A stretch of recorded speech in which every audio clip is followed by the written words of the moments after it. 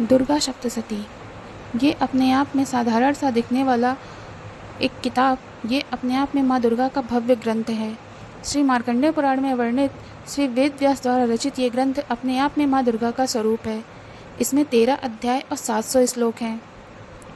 इसको पढ़ने की विधि अलग है।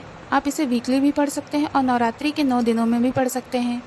नवरात्रि के 9 दिनों में पढ़ने का नियम ये है कि हम जब डे फर्स्ट पे इसको शुरू करते हैं तो हम कीलकम, अर्गला स्रोत और देवी कवचम से शुरू करके फर्स्ट चैप्टर पढ़ते हैं। डे सेकंड पे हम सेकंड और थर्ड चैप्टर पढ़ते हैं।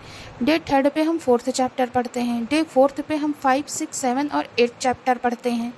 डे 5 पे हम 9 और 10 चैप्टर पढ़ते हैं। डे 6 पे हम 11 चैप्टर पढ़ते हैं। डे 7 पे हम 12 और 13 चैप्टर पढ़ते हैं। और हर चैप्टर को पढ़ने के बाद हमें सिद्ध कुंजिका स्रोत पढ़ना चाहिए। लास्ट के हम क्षमा प्रार्थना करते हैं माँ से कि हमसे जो भी गलतियाँ भूल चूक हुई हो उसे देवी हमें अपने पुत्र या पुत्री के रूप में समझकर, पालक समझकर हमें क्षमा प्रार्थना करें। आप इसे वीकली भी पढ़ सकते हैं। वीकली हम इसे ट्यूसडे, फ्राइडे और सैटरडे पढ़ते हैं। किसी योग्य ब्राह्मण से परामर्श लेके आप इसे वीकली और नवरात्रि दोनों में कैसे पढ़ना है, किस तरह इसका पाठ करना है, वो आप पूछ के वैसे कर सकते हैं और अपने आप को दुर्गा तत्व से जोड़ सकते हैं।